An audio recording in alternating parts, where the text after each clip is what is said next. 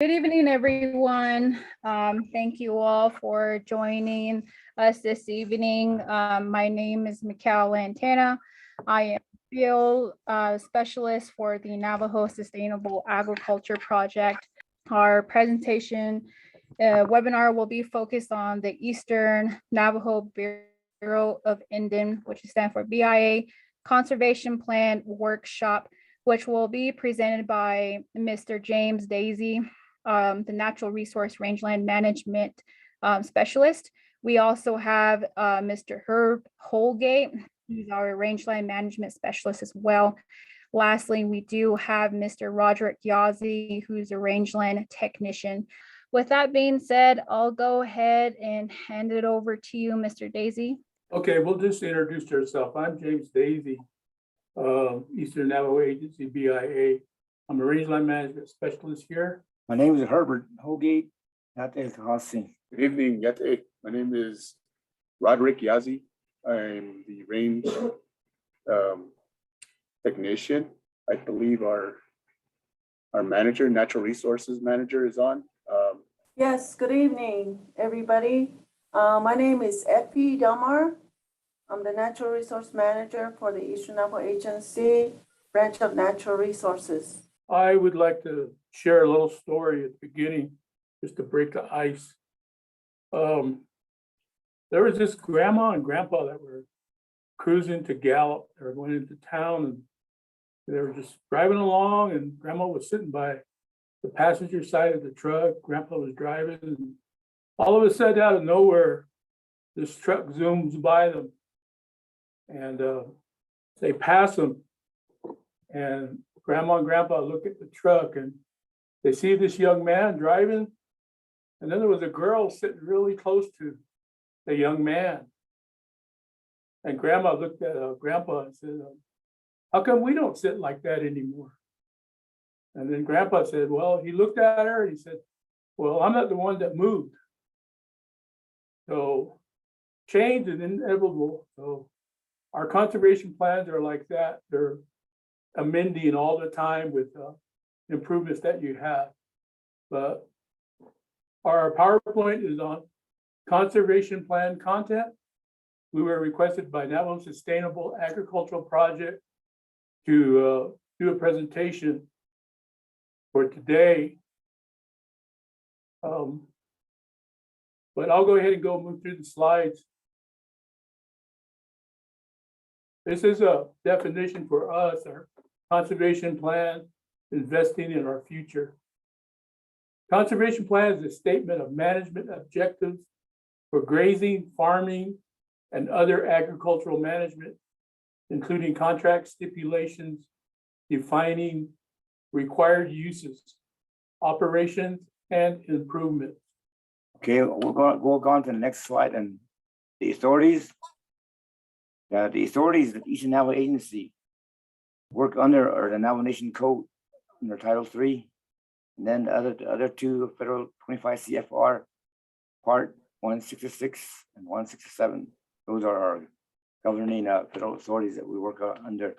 And then in addition to that, we have an MOU that call it either that tri-party agreement between the Navajo Nation, the Bureau of Land Management, and the Bureau of Indian Affairs. They call it that cooperative agreement.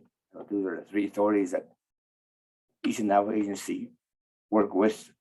District 16, 19, and 20 work under 125, 166. And then District 15 is under 167. Okay. Our conservation plan content. We have physical and natural resources. A would be our physical location and area. But that means the size. The range unit we're going to be talking about is in the District 16 grazing community, Manuelito 2, which is the location is 20 miles west of Gallup, New Mexico, and 3 miles north of Manuelito Chapter House. It includes 3,050 acres.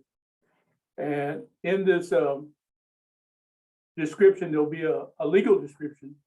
It'll use land use designations and restrictions, management subunits, landform, and topography.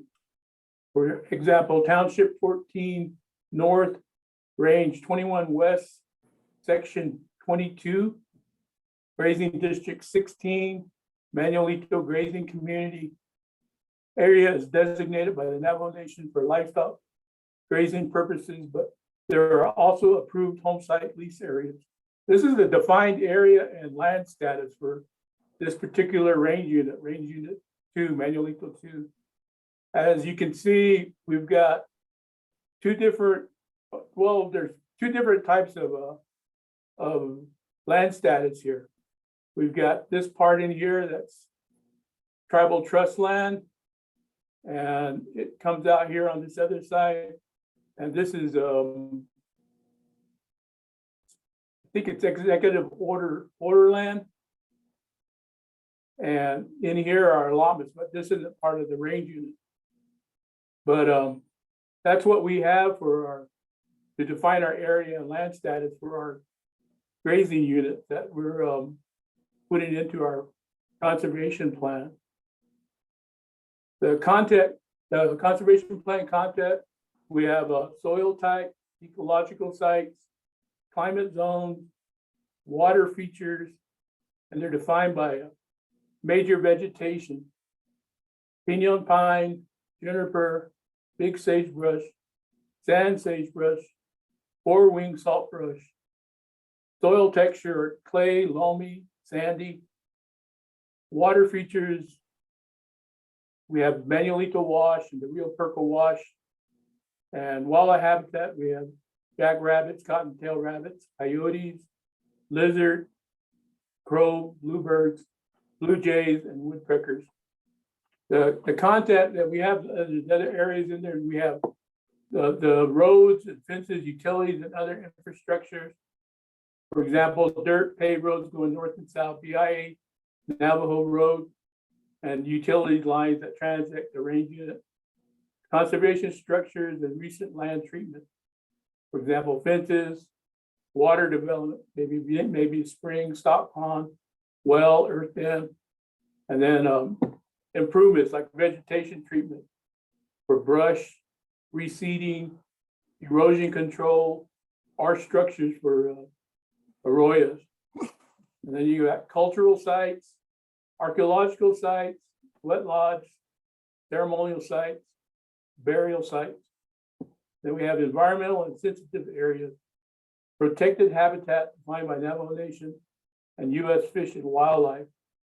And, the tribe has an RCP map that we use in our conservation plans also. And we have threatened or endangered species, for example, black-footed ferret, burrowing owl, the Mesa Verde cacti. We have goals and objectives: Navajo Nation Code, Title 3, Subchapter 7, Off-Reservation Grazing, and 933. It says preserve through proper grazing management the land, water, forest, forage, wildlife, and recreational values in the off-reservation area. Improve and build up these resources where they have deteriorated. B, promote use of the range resources by Indians to enable them to earn a living in whole or in part through the grazing of their own livestock. And balance the rights and equities of the individual landowner and Navajo Nation programs through the granting of grazing privileges in a manner which will yield a fair return to the landowners, consistent with undiminished future use. Okay, the conservation plan content, your goals and objective continues. The land use it to permit these goals and objectives. First term, the short-term goals, your range unit boundary fences are cross fencing, and then you consider your erosion control implementation. And then furthermore, the long-term goals, you have to develop and improve forage and water resources for the range unit, for the livestock, as well as the wildlife. From there on, you can implement effective stocking rate and grazing rotation system. This next one is the goal and objective continue the historical content, current situation and condition. Historical content, current situation and condition comes from the permittee. This is where we get input from the permittee, you know. A lot of these permits have been handed down from within families. And they all have a history of, of their grandparents having that permit. Anyway, that's what they contribute to the conservation plan. Then we have a protection capacity. It refers to the most recent range inventory provided by the BIA. The class of livestock, the rangeland may support depends on the carrying capacity. Okay, now on this particular slide, we have a soil type and ecological site description of each range unit as we identified for range unit 2 here. Okay, the soil unit map system explaining soil data, different soil support, different plant species. It shows slope formation and soil units. You can base your information up to your carrying capacity according to the ecological site descriptions. This next map is a stocking rate map, which shows the recommended sheep units year long. It assists in planning. It also shows slope information and stocking rate. And here on this table, you will see range unit 2, and then it indicates how many acres, percentage of the whole range unit. There's a total of 311 acres of that. Considering all the bottom here, you will see here, you see the another summary of non-grazable areas that are lost in this range unit. And then this up here, this unit here are the available forages that can support one sheep unit or one animal unit.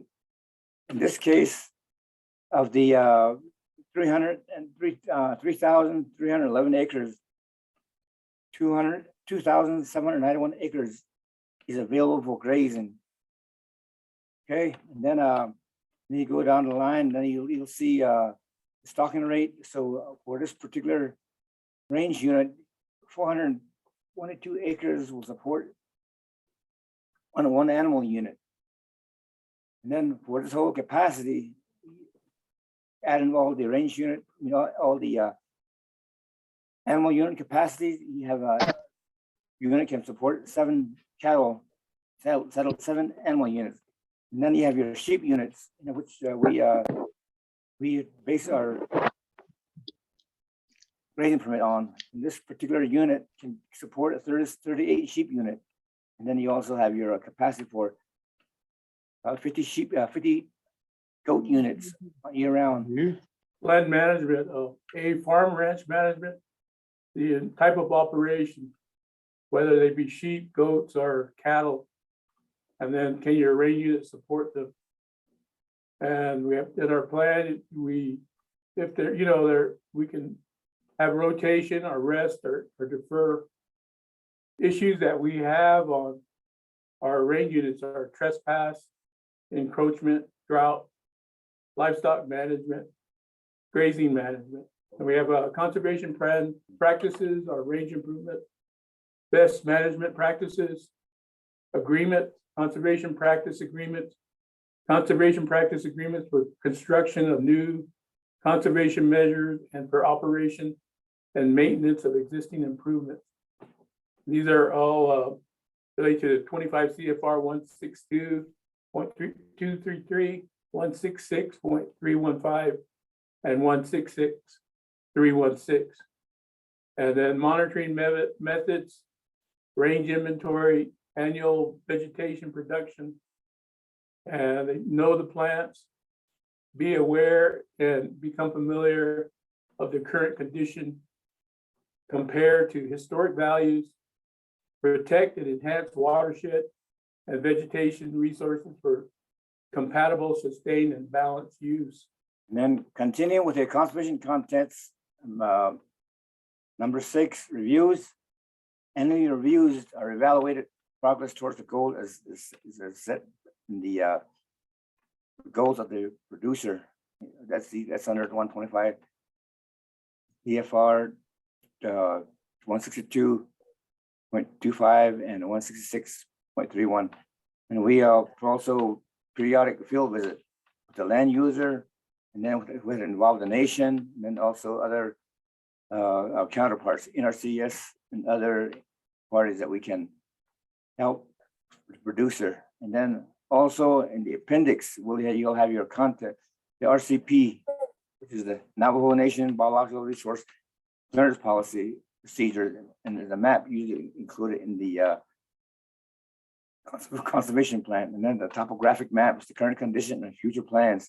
The producers usually dream of how they want to improve the range unit, the boundary fence, the exterior fence, possible water resource establishment, water lines, earth tanks, and livestock drinkers.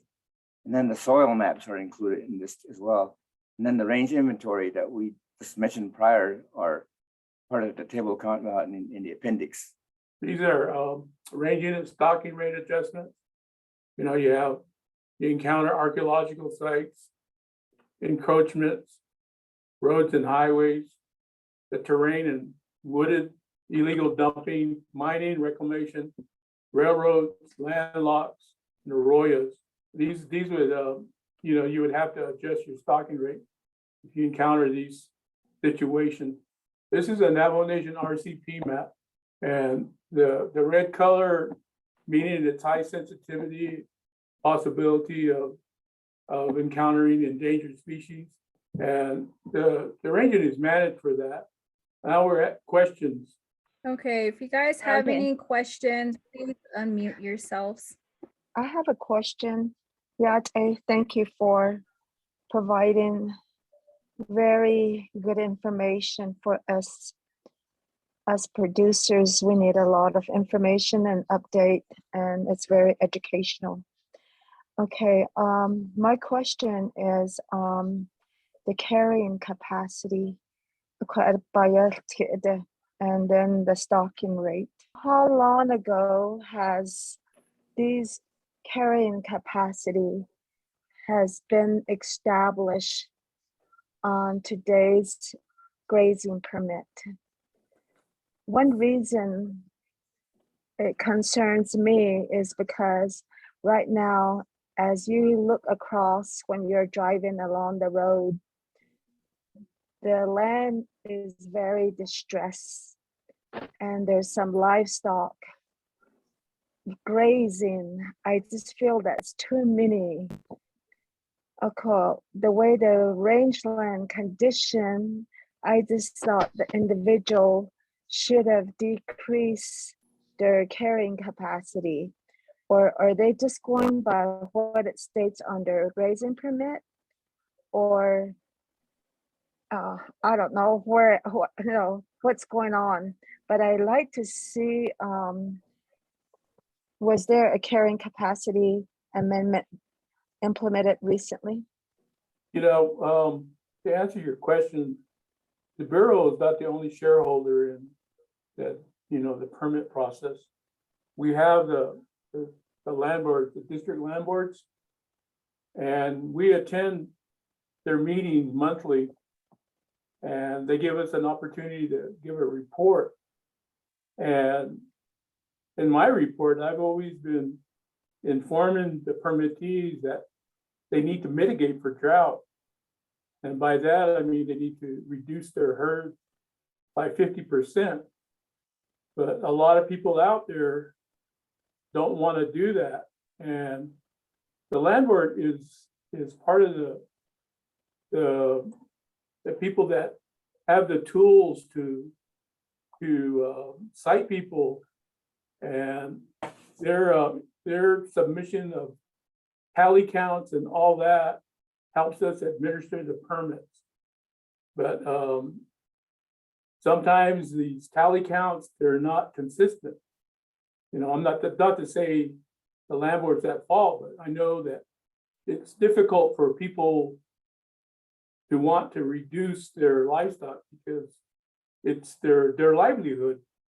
And we do have some permittees out there that are proactive, and they are requesting deferments. And you know, they've been trying to defer their grazing permits for 2 or 3 years just to let the range rest. Because everything that's out there, we can control. The only thing we can't control is the weather. My meaning of that is drought. And these inventories that you brought up, they're supposed to be done every 10 years. And some of them are on the threshold of meeting that expiration. But in all our plans, you know, we leave a lot of this up to the permittees, because there's a part in there that we want them to do range monitoring and make that decision on their own. But, you know, we're still having issues with enforcement, and it's the Bureau and the tribe, you know, we're not the only shareholders in the grazing permit. I hope that's able to answer some of your questions. The range inventories, we started in 2004 for District 16. Then, and it was based on available funds that we could receive from central office. We had to compete for those funds, not just within the Navajo region, but outside the region. We have like 11 other regions, so we had to compete. Fortunately, we received funding in 2004, 2007, 10, 11, 2013. So we started with District 16 in 2004. 2011, we did another one for District 16. 2010, we did one for District 15. District 19, we did one in 2013. And also District 20, we did one in 2007, and then another one in 2013. But these carrying capacities, they basically just establish a baseline for these units. We had them collect information from each for each range unit, and then we had them determine the carrying capacity for each range unit, and that's the table that was shown, slide 13, where we had them put together a table for us for each range unit. They identified the different ecological site descriptions, which are the numbers on the far left side. And the ecological site description is based on the soil type out there. And it also identifies the different plant communities for those different sites. So based on that, as you can see, we have different acres for each ecological site. And then each ecological site has a different stocking rate. So based on that, we determine the stocking rate or the carrying capacity for cows, sheep, and goats. So it's very, it's really based on what you have on the ground out on your range units. And we have done workshops on how to monitor the rangelands. And we coordinated that with the cooperative extension out of NMSU. And they put on several workshops for us on how to do it. Just a simple, it's not, we didn't want the ranchers to be overwhelmed as to how to do it. So the way they did it was very straightforward. And and very, and look for different things that they can use as to how to monitor the rangelands. So like I said, we put on several workshops on that. How to do a transect, and then what to look for, and how to collect that data. But we don't assume that a rancher is gonna pick that up right away. It takes practice. It takes knowing what's out there as far as the plants, what livestock use out there, what they don't use. There may be areas that they're not, they don't use. I mean, that's the behavior of the livestock you have out there. So you have to monitor that. You have to kind of study and see the behavior of where they graze, what they graze, and all of that. And then why do they just select a particular area and they just go to that area to use? What about this area on this side?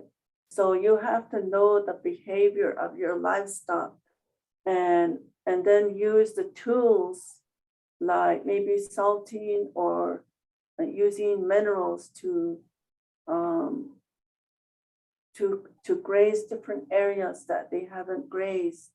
So it takes a lot of that, and we know that there are some, I shouldn't say some, there are a few ranchers and permittees that we know that are in, they're into being serious about it.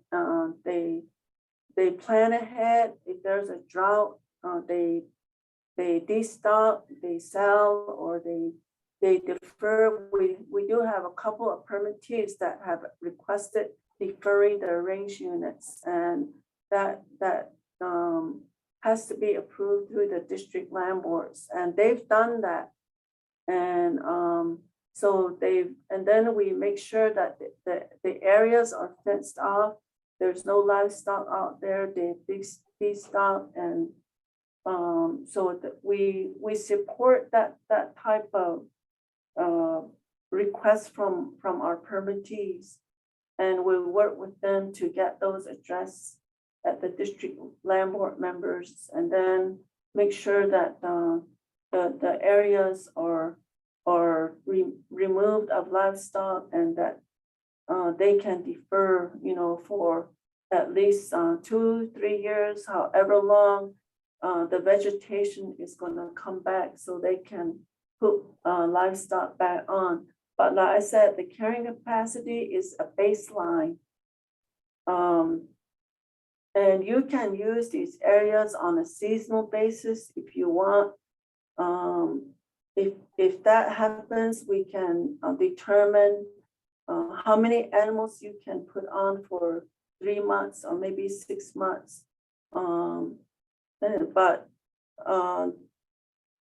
when we put that permit, when we put the number of AUMs or animal unit, sheep unit, whatever on your permit, that's the baseline. But if you're gonna just use it part of the year, you may put more animals on there. But we don't really state that. But if we know that there is a rancher out there really managing the land, we would, share that information with them. A lot of times, just like the question, that we do see a lot of people that have no grazing permits that are out there grazing the areas on Indian allotments that they probably own an ownership interest in. But we're this year and last year we began sending out compliance letters based on the tally counts that we received. to adjust their livestock numbers to what's on their grazing permit. So that is how, that is when we did these inventories. But in the environmental assessment, it does state that we're tasked with doing these range inventories like every 10 years. So that's in the environmental assessment and the decision document, which is the findings of no significant impact. Some of the information on livestock grazing is in that document. And it really emphasizes the fact that you need a conservation plan to have an approved grazing permit. And then, of course, other required documents. And the carrying capacity has to be adjusted. So the grazing permit that we approve and issue has to be based on the latest studies, range inventories that we've completed. And that includes District 15 also. District 15 is administered under not the Navajo grazing regulations, 25 CFR 167. But that EA is also applicable to that district.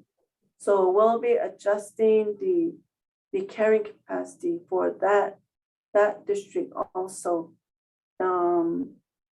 So that as far as the question, that is what we're doing as a program. I had a question. Are these maps, the soil maps, the vegetation, and the soil type ecological description, are these maps available to the permittees? And if so, how do we go about getting them? And I inquired about seasonal use about 2 years ago in regards to one of our permits, and we were told that the permits are not seasonal at the time by the BIA staff. So I was just wondering if that changed. And also the duration, when you put a new fence in, is it considered, according to the RCP, is it going to be considered, do we have to get an art clearance on new fences? Or if we're going to tear down an old fence? I just would like to get some justification on that. This is Roderick. For that question concerning the RCP, that's the land use clearance descriptions provided by the Navajo Nation Department of Fish and Wildlife. And basically, it describes the areas as like disturbed or not disturbed in general terms. And if you are in a disturbed area or an area that they view as a lot of people live there, there's already vehicle traffic there, there's noises there and all of that, they pretty much just allow you to go ahead and do your improvements with very little requirements. But the overall, like if you have like an area that is very remote, it's the importance of protecting that area becomes stronger. So you would need to have to go through the clearances that required under NEPA. I think that was the National Environmental Protection Act.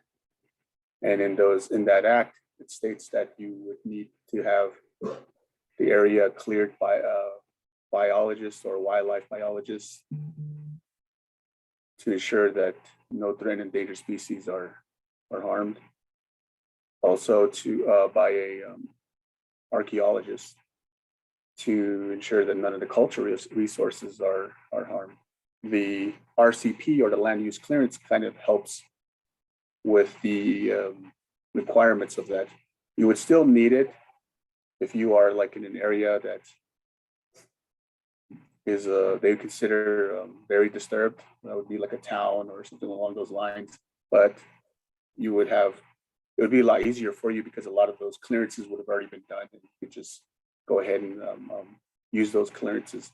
But if it's in a remote area, then you would have to go ahead and be the one to establish those clearances. I hope that answers your question.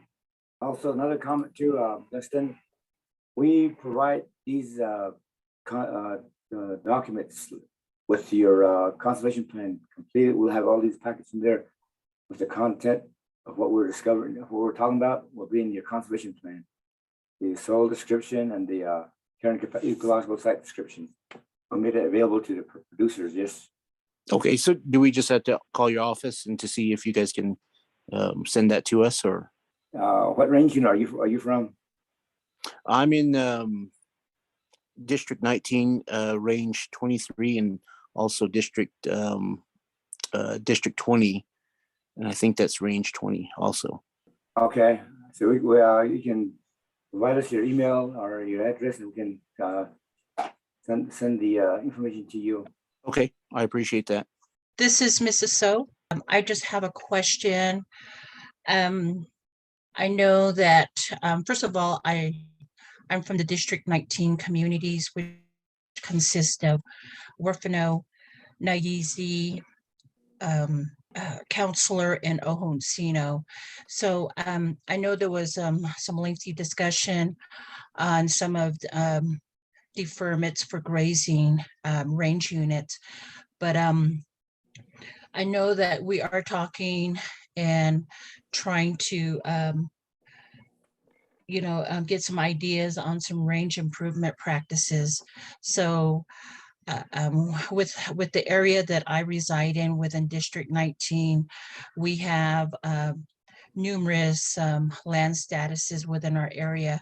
So, but my concern is we do educate our permittees, livestock producers, as far as some of the practices that we can use to improve range management. And I know BIA has been working diligently with us as far as hosting classes and webinars on how to make improvements within the range areas. So my question is, I know some of the range improvement practices would be like a range reseeding within some of the affected areas that that have the loss of foliage. And then we also the other question I have is there going to be possibly a range fertilization in the future for some of our range units? And so those are the two questions I have for BIA. James or Herbert or even Roderick, do you guys want to answer that? Okay, Veronica, your question on fertilization, or what you're asking, fertilizing the range unit, primarily, this the costs of putting fertilizers out there are quite an expensive thing to undertake. However, just giving the range unit some rest will, at least 2 growing season rest, will increase your vegetation. And then also you have the option of when doing a sagebrush control in District 19, and then within 2 years, and you'll see the abundance of grass replacing the sagebrush. You've seen a lot of practice like that up in that part of the country where BLM has done some sagebrush control. Okay, thank you. And what about the range reseeding? And again, the cost of the just considering the range reseeding, ground has to be level, and then implements, and then of course the earth clearance, and the has to be done prior, and then the vegetation, the seed mixture, and then the timing of the seeding are usually applied, and then just as far as from our office, we'll probably have to work with the USDA, NRCS on these projects like that to do range reseeding. Okay, thank you very much. Michaela, this is Dustin. I just had one last question. I know Effie was talking about they were getting educated by New Mexico State in regards to the range range monitoring.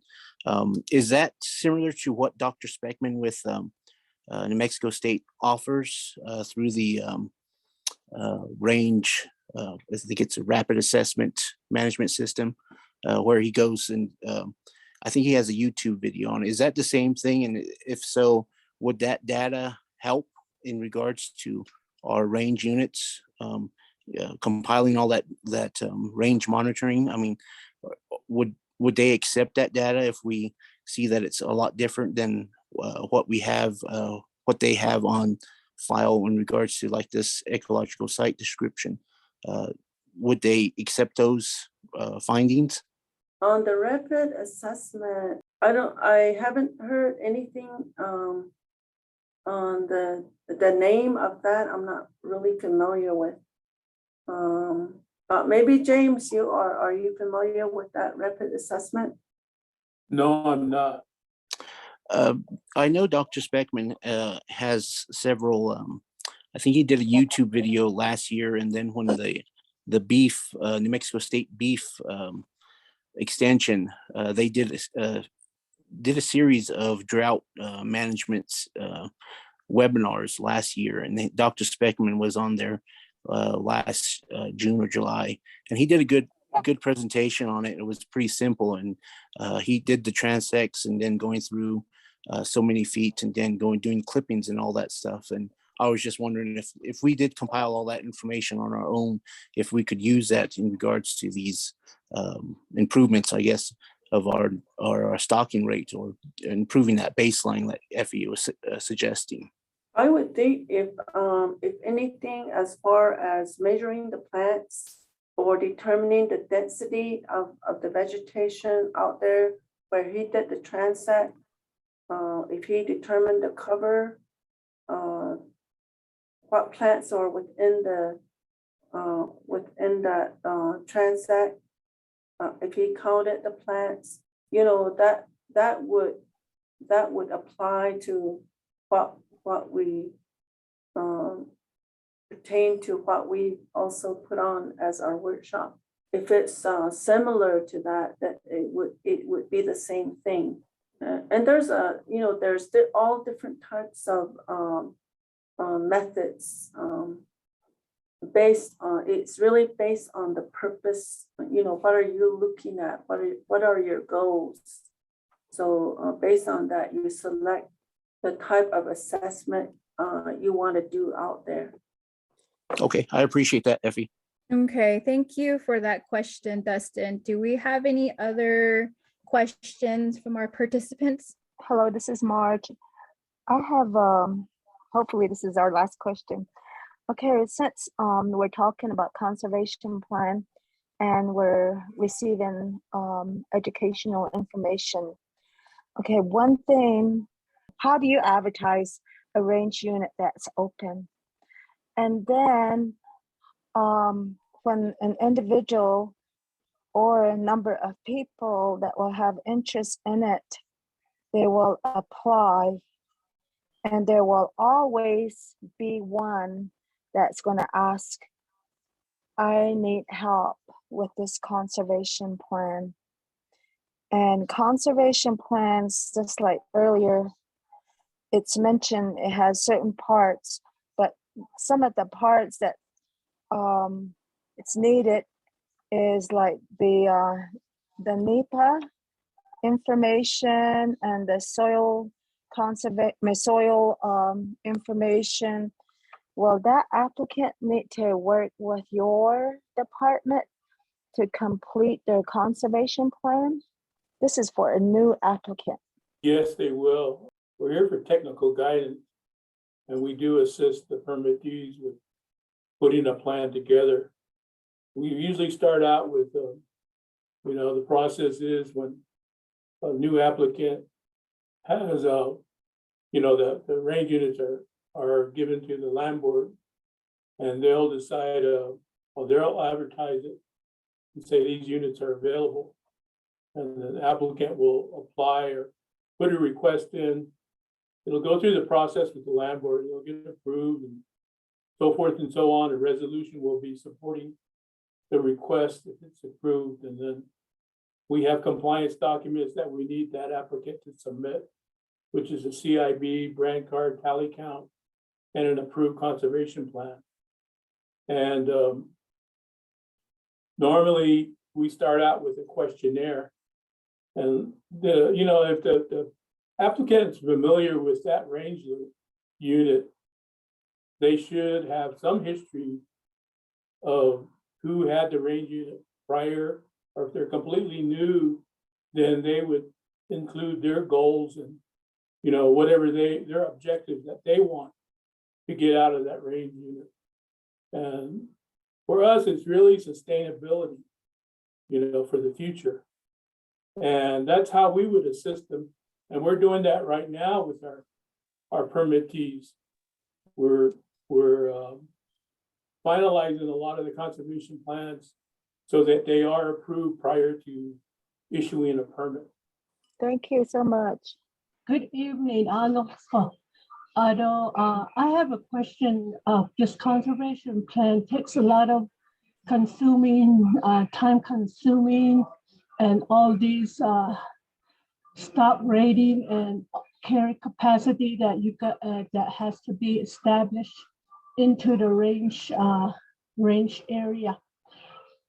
And these new permittees, they do request for a conservation plan. And I know that BIA has been good about getting these conservation plans.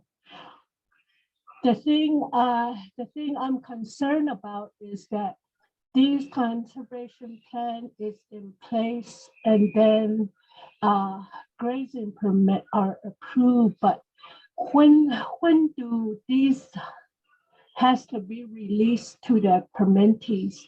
Because some of us been waiting for these permittees for so many years, and it's all went through probate. Conservation plans are in place, and also the grazing permit is all. What's the holdup on receiving that grazing permit? Thank you. I heard the word probate. Are you talking about District 15 permit? Lucinda, I'll answer your question here. You have a seasonal grazing permit in District 15 and also District 20, and then your permit on District 20 is approved. Then you sign a grazing permittees agreement on that side. However, on District 15, grazing permittee agreement is a lot different than we have on District 20 because of the different regulations. Therefore, as soon as the adjustments are made to curtail the District 15 regulations, the agreement will be available to you to sign, and then we will go forward, give you your grazing permit on that side. Thank you again, Mr. Daisy, Herb, Roderick, and then also Effie for coming on and providing your presentation for our producers and answering, I'm sure, a lot of burning questions that our producers have. And then I would just like to remind you guys that we do the Navajo Sustainable Agriculture Program. Our project does offer technical assistance for completing your conservation plan. And we also can provide conservation plan workshops if you guys are wanting to know more on how to complete your plans. I know Diné College does provide those presentations as well, and we also team up with them, the land grant office. And then we also like to welcome you guys to our next webinar with Dr. Wenzel of the New Mexico State University Extension Program. He will be providing the livestock deworming. We will post the Zoom information tomorrow and have that available for you all. And then if you guys have any questions, you can go ahead and email myself. I am I'm the field coordinator for the NSA project. And then thank you, Callie, for providing, setting this whole webinar up. Her information is there. And we also have an open position if you guys know of somebody, or if you are interested in the technology media assistant position, contact us. And thank you again. And I'd like to give this opportunity for our counterpart, our NMSU counterpart, Dr. Michael Patrick, to share a few words with us. Yes, I am. Okay. Can you hear me? Yes. Okay, well, thank you very much, Jesse and Mikhail, for organizing the webinar tonight. Yeah, very informative. I believe we had a lot of good questions and a lot of good answers. And thank you, Ms. Del Mar and your team for joining us tonight and sharing your insights as to how our ranchers can effectively work with BIA, Eastern Agency, to acquire these conservation plans and get their grazing permits, because at the end of the day, that's, without accomplishing that, it's really difficult for everybody. And NMSU is very thankful for the opportunity to be able to work with the Nate College Land Grant Office and with COPE. These are two entities that are partnering with us on our outreach activities, and we're very appreciative of their help and expertise. So thank you, Jesse, for the opportunity to say a few words, and thank you to our participants tonight, and hope to see you on our next series of webinars. I'd like to say something real Michael. quick. Sure. Thank you, James, Herbert, Roderick, and Effie, for coming on here and putting some time aside to share the important parts of conservation plan and how that is implemented in our producers' operations. So thank you so much for tuning in. Thank you everybody else for tuning in as well. It was a good Q&A session. So thank you, Roderick, for taking the time to answer a lot of our questions on the chat box. So that helped us a lot. Like what Jesse said, we do have another webinar on February 9th, which is going to cover livestock deworming. For livestock, it's going to be on cattle, sheep, and horses. So that's going to be starting at 5:30. We are going to be creating the flyer. It will be sent out in the next couple of days. So look out for that. But overall, thank you everyone for tuning in to today's conservation workshop. So we hope to see you in the next webinar. So you guys all have a good night. Be safe and take care. I'd like to add that, with the story I shared at the beginning, that change is inevitable, it happens. And that's the same way with our conservation plan. They're a living document. So, every time there's change, you can change that document. I just wanted to share that with the audience. Thank you. The Navajo Sustainable Agriculture Project, is a New Mexico Cooperative Extension Service initiative delivered in collaboration with two of our programs, which is the Nate College Land Grant Office. We also have COPE, which stands for Community Outreach and Patient Empowerment. Our project is funded by USDA Outreach and Assistance for Socially Disadvantaged Farmers and Ranchers and Veteran Farmers and Ranchers Program. So in short, we call it OASDVFR. So it's a mouthful. So our goals is to help improve operations, profitability, and sustainability of our socially disadvantaged Navajo farmers, ranchers, and veteran farmers and ranchers. We do want to help increase Native producers' knowledge in areas of USDA programs. So the type of programs we're talking about would be examples of the NRCS. If you guys are not familiar with NRCS, stands for Natural Resource Conservation Services. We also have FSA, which is Farm Service Agency. RD stands for Rural Development, and RMA stands for Risk Management Agency. So we want to increase our Navajo producers to have knowledge in these programs and services and what they can provide. We do want to provide them other resources as well and what they have to offer.